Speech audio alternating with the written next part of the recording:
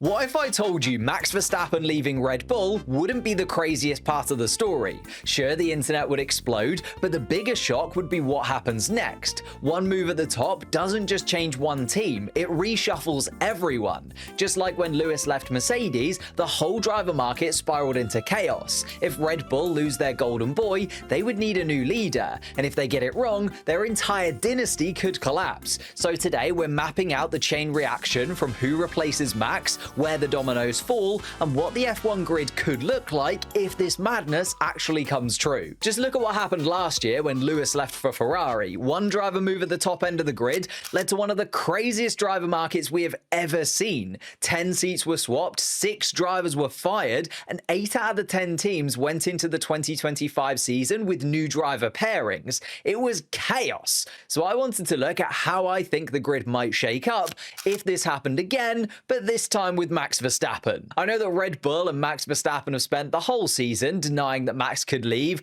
repeating that he has a contract until 2028 and that because Max will be third in the championship going into the summer break, any contract clauses he might have had won't be met. And the fact that Max's future also seemed to be a big factor in the firing of Christian Horner, which many are saying will lead to Max staying. But contracts haven't stopped drivers from swapping teams before, and Max is clearly unhappy with how the season has gone so far.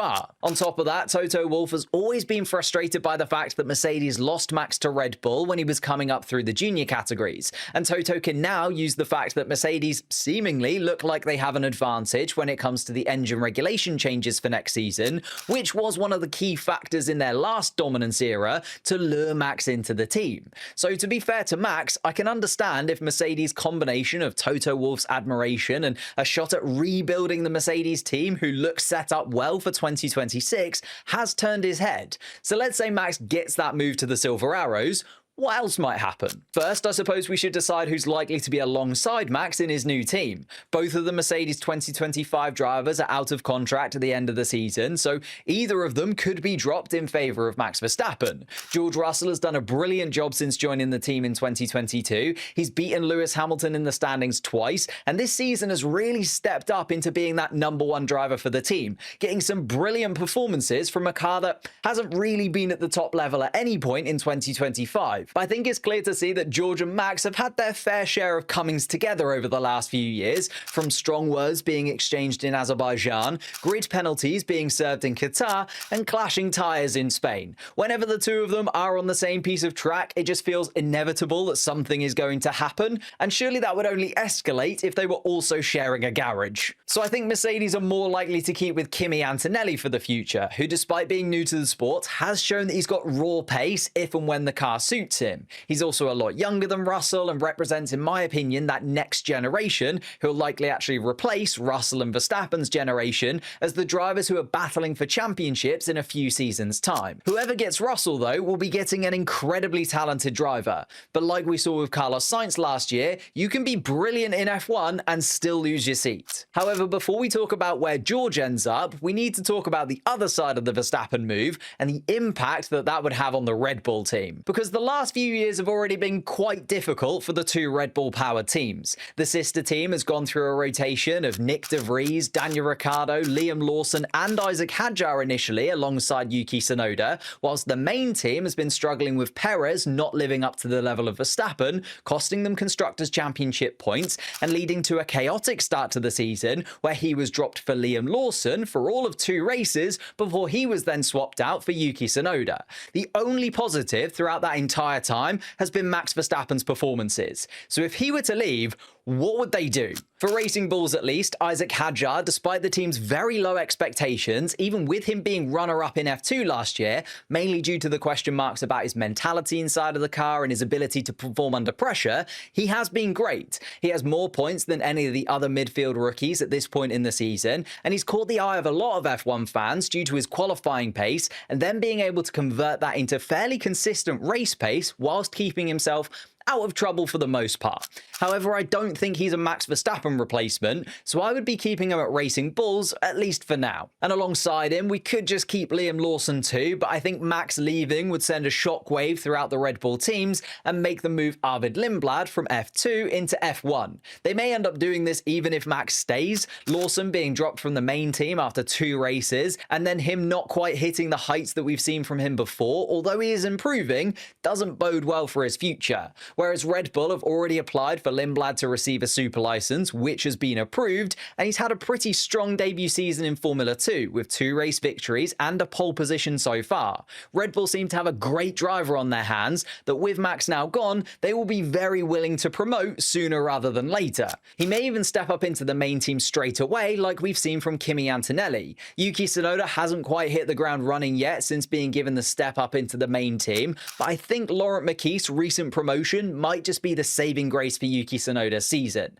Having spent a lot of time together at the sister team, Mekies will know how good Yuki Tsunoda can be once he feels comfortable inside of the car, and they have a lot of positive memories together, so I think Laurent will give Yuki Tsunoda a little bit more time. However, even though I think Tsunoda will stay at Red Bull a little while longer, I don't think that the higher-ups at Red Bull will see him as the Verstappen replacement within the team, especially as without Max this season, Red Bull would be last in the Constructors' Championship with just 7 points. I think they would have their eye on a big-name signing to replace Max Verstappen. The most obvious choice is a straight swap for George Russell, and I think that would make sense. Max goes to Mercedes, George goes the other way to Red Bull. I'm just not sure that George would accept that. George would be a highly wanted driver up and down the grid and an upgrade to almost every single team. And I think there would be another team that would be a much better fit for George, because Red Bull have made themselves the dark side of the grid, and George is the most clean-cut human being to have possibly ever stepped onto a racetrack, so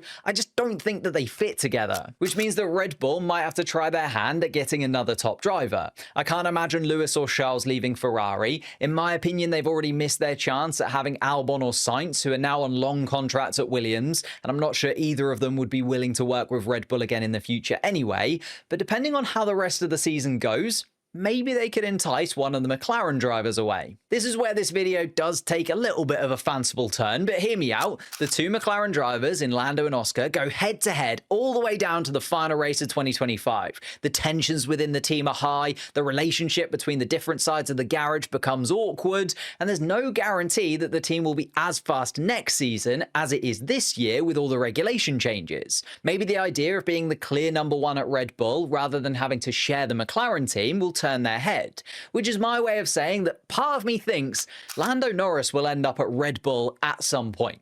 I know that he's basically Mr. McLaren, having been with them throughout this entire rebuild up to this point, but if he misses out on the championship to Oscar this season in equal machinery, Oscar is only going to get better from this point onwards. Oscar is only in his 3rd F1 season, and he's been getting better and better almost race upon race. Would Lando back himself to beat Oscar in the future, having lost to him this season? Plus, Red Bull would be in a place where they could offer an insanely lucrative contract now that Max is off the books. Leaving McLaren and gambling on Red Bull for the future might be the best available option. McLaren would then need to replace Lando. Luckily for them, Oscar can definitely take the mantle as the team's main driver. So in the same way that they brought in Oscar a few years ago, I think they would look towards youth. They have links to Gabriel Bortoleto, who, like Piastri, won F3 and F2 in back-to-back years before coming into F1. But considering how well he's developing this season, I think Audi would do everything in their power to hold on to him alongside Nico Hülkenberg, which makes me think that instead McLaren may go for their next wonder kid,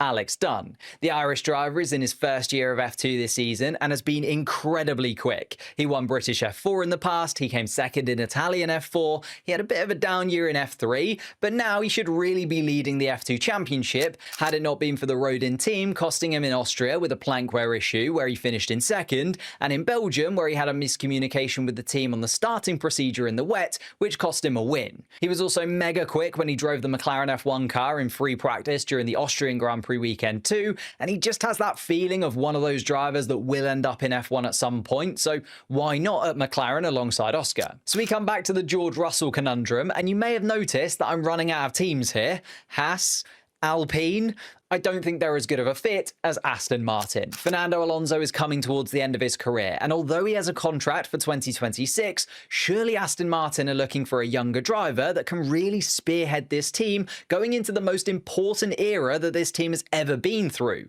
Lawrence Stroll has thrown everything possible into the mix: a new factory, a new wind tunnel, and huge changes to the behind the scenes of that team. George Russell just feels like the final piece of the puzzle to me, a driver that they can rely on to deliver the maximum that car has to offer, and they know will still be at the peak of his powers throughout this entire generation of car from 2026 and beyond. I love Alonso, and before the Dan No Skill pitchforks come for me in the comments, he is an incredible driver. But knowing that he's good friends with George and that he's definitely going to end up with some kind of behind the scenes role at Aston Martin once he does stop racing, I think he would be up for trying to help George win his first championship in green. However, Max could just stay at Red Bull and then none of this would happen at all. Let me know what you think in the comments. Could we see Max making a change? If he did, who would you like to see take his place at Red Bull, and what would happen to the rest of the Formula One grid? Subscribe if you're new around here. Thank you so much as always to the channel members. Your support is massive for the channel. And why not check out this video here where I ranked the drivers from the first half of the 2025 season.